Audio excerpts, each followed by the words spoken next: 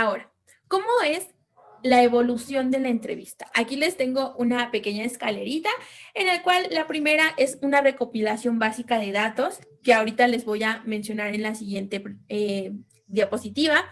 Una plática como para romper un poquito el hielo. Viene el interrogatorio, que es la parte de interrogatorio y entrevista técnica, que es donde solamente están valorando la parte de mi experiencia, la escolaridad y cuestiones por el estilo. Viene la entrevista dimensional y por competencias, que esto ya va basado en ejemplos, en que le expliques al reclutador cómo haces las cosas y qué también las haces. Entonces, toda esta fase de la entrevista, el reclutador la va a ir llevando para poder darse cuenta si tienes el perfil o no. Ahora, hay una parte en la apertura inicial. ¿Esto qué quiere decir? Bueno, cuando nosotros llegamos a la entrevista de trabajo, por lo regular el reclutador pues se puede mostrar amable, puede ser algún comentario respecto al clima o respecto a la conexión o qué hice en el puente, por ejemplo, en mis días de descanso, algo para romper el hielo. Hay algo importante que no debemos de olvidar, que si bien el reclutador puede mostrarse muy amable y demás, hay una línea que nos divide. Él es la persona que va a dar la pauta a si me contratan o no. Entonces hay algo que no puedo olvidar, que es esta línea. Y no caer mucho en el sentido de agarrar mucha confianza y ya tratarlo como mi cuate, porque entonces algo malo va a suceder aquí. Y debemos de tener en cuenta que los reclutadores sí nos evalúan también de acuerdo a su experiencia. ¿Esto qué quiere decir? Que el reclutador puede entender una cosa a lo que yo dije. Tal vez yo lo intenté decir de una manera distinta, pero lo dije mal. Y entonces el reclutador lo va a entender en esa postura negativa, digamos. Entonces, hay algo que debemos de considerar que es cuidar bastante las palabras que decimos en las entrevistas. ¿Okay? Les voy a dar ejemplos de qué tipo de cuestiones podría detectar el reclutador de inmediato, que sea una señal de alerta, un foquito rojo y diga, no, yo creo que no voy a avanzar con esta persona. Entonces, la parte inicial voy a mostrarme amable, pero siempre teniendo en cuenta que la otra persona me está evaluando desde el momento en que me conecté o desde el momento que llegué a la entrevista. ¿Okay? ¿Qué debo de tener en cuenta? Bueno, la parte de la puntualidad. Al ser una entrevista presencial o por Zoom, debe de ser igual, puntual. ¿A qué me refiero puntual? 5 minutos antes, ¿ok? Si llegas exacto a la hora, ya llegaste tarde porque llegaste corriendo. Si llegaste 5 minutos después, pues ya llegaste tarde. Pero también si llegas media hora antes, pues también no estás en tiempo, ¿vale? Entonces, esta parte es como súper importante que la tengamos en cuenta al momento de la entrevista. Y la imagen ejecutiva, ¿ok? La presentación que yo voy a mostrarles. A lo mejor la empresa es una empresa muy relajada y yo puedo ver que todos están llegando súper casual a trabajar, pero solo por esta parte de la entrevista voy a procurar tener una vestimenta ejecutiva, no súper formal, pero sí una vestimenta ejecutiva para que pues vean que pues tengo como un compromiso, una cierta seriedad con la posición. Y pues la parte de romper el hielo, saberlo romper, pero siempre teniendo en cuenta que la otra persona me está valorando. Ahora, les hablaba de los datos generales que toman al inicio de la entrevista. Bueno, una de ellas es la formación académica. Aquí me van a preguntar mi último grado de estudios, si tengo título, cédula profesional, si estoy estudiando algo actualmente, si conozco algún tipo de software que ellos estén buscando, el tema del idioma, si lo buscan, todo esto me lo van a preguntar. El tema del domicilio, mi ubicación, lo pueden preguntar por lo que les comenté, por el tema de distancia. Hay algunas empresas que dicen, no, pues es que si vive a más de una hora, es una persona que siempre va a llegar tarde, porque se enfrenta al tráfico, al transporte público y demás. Entonces, muchas veces llegan a filtrar. En este caso, yo les sugiero que cuando les pregunten cuánto tiempo se hacen de su domicilio al lugar de trabajo, recórtenlo una cuarta parte. Si ustedes se tardan una hora, pues le pueden decir al reclutador, me tardo 45 minutos en llegar, para que el tema de la distancia no sea algo por lo cual me vayan a descartar. Después viene la parte del estado civil, ¿ok? El estado civil muchas veces nos los preguntan. Esto es una realidad. No deberían de hacerlo. No deberían preguntarme ni mi edad, ni mi estado civil. Pero es algo que siguen haciendo las empresas, ¿ok? Entonces es algo que nosotros no vamos a cambiar como candidatos, sino vamos a tener que adaptarnos a este tipo de preguntas.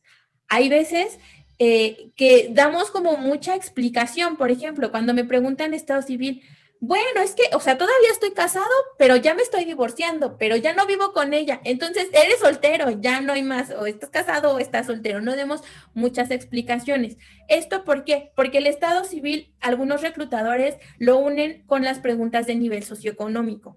Ahorita les explico. En las preguntas de nivel socioeconómico, ¿qué me van a preguntar? Bueno, me van a preguntar por si vivo en una casa propia, una casa rentada, si tengo créditos hipotecarios, si tengo deudas grandes bancarias, si tengo deudas automovilísticas o alguna deuda que jale la deuda el dinero de mi nómina. ¿Ok? Entonces, esta parte la preguntan, ¿por qué? Porque el reclutador hace una valoración de lo que ellos te están ofreciendo y tu estilo de vida. Si tu estilo de vida sobrepasa económicamente lo que ellos te ofrecen, te van a descartar del proceso. Digamos un ejemplo, digamos que estamos buscando a un gerente de ventas y el sueldo que se le está ofreciendo son 60,000 mensuales. Entonces, ¿qué sucede con esta parte?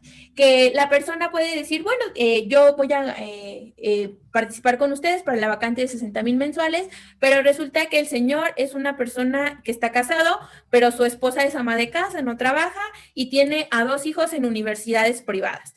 Pues realmente esos 60,000 y él siendo el único proveedor y a lo mejor una deuda hipotecaria y 2 colegiaturas en universidad privada, entonces el reclutador va haciendo cuentas y dice, pues, algo aquí no me cuadra, no le va a alcanzar. Entonces puede hacer preguntas incluso un poquito más profundas si llegas a tener algún negocio propio o algo así para valorar este punto. Entonces, a veces podemos sentir un poquito invasivas estas preguntas, porque pues van a preguntar, en caso de que yo tenga pareja o esposo o esposa, pues me van a preguntar si trabaja, en qué trabaja, más o menos en cuánto ascienden mis gastos mensuales, para darse el reclutador una idea. En este caso no nos sintamos, digamos que un poco invadidos, es parte de su proceso, cómo lo llevan, cómo lo están valorando, entonces simplemente vamos a responder. ¿Ok? Entonces vamos a responder como tal para que la persona pues pueda hacer su valoración adecuada.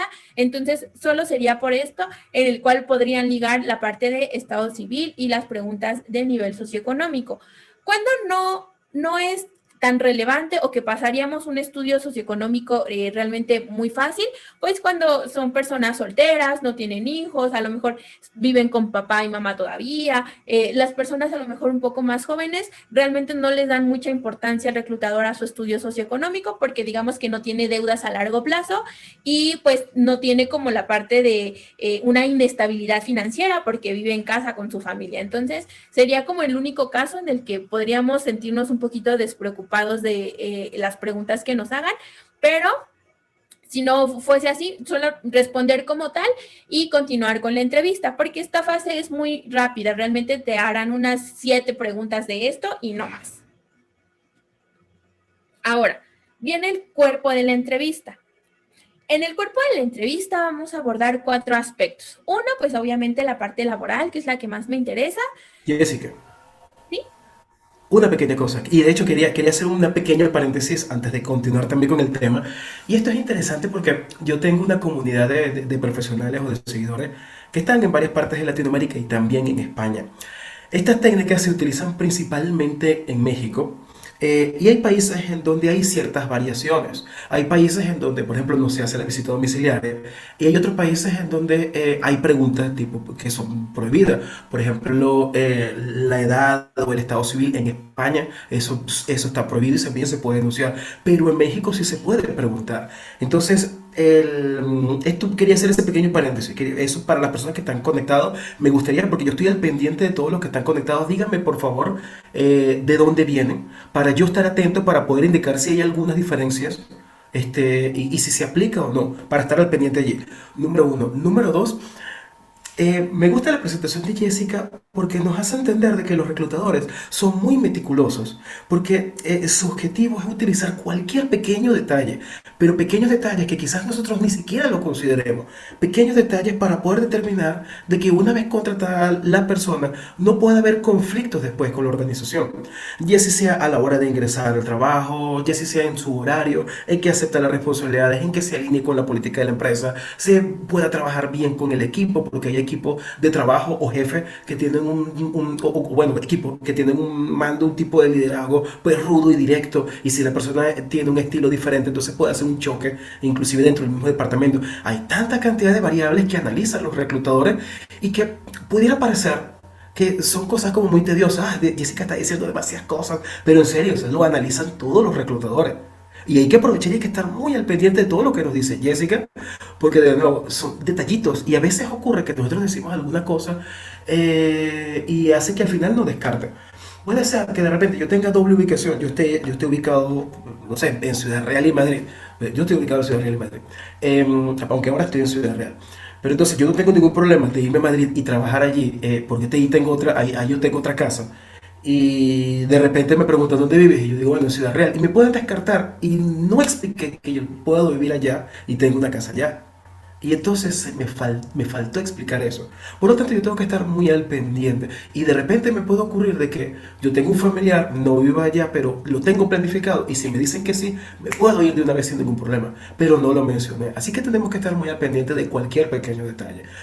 Yo estoy acá de fondo, estoy muy al pendiente de lo que me dice Jessica y de los comentarios. Voy a ver de dónde me van indicando, de dónde están las personas que están asistiendo acá a esta charla. Tengo ahora 70 personas que estaban conectadas. Y bueno, continuamos. Este era un pequeño paréntesis, ¿ok? Y Jessica, discúlpame por hacerte este pequeño break, este pequeño interrupción.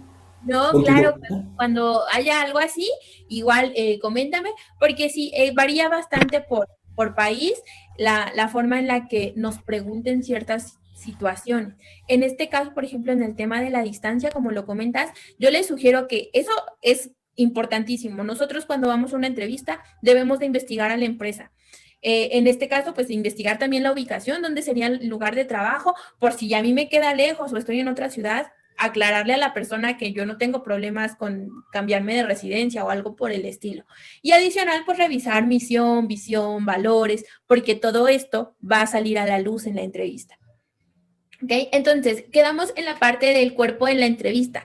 Si bien vamos a valorar también el aspecto laboral, pueden preguntarme algún aspecto social, las expectativas de vida, pues más que nada para saber si cuentan conmigo o no en determinado tiempo, y las expectativas económicas, la parte de la distribución de mis ingresos. Justo cuando me llegan a preguntar este tipo de si soy la única persona que provee económicamente mi familia, cuestiones por el estilo, lo pueden llegar a hacer.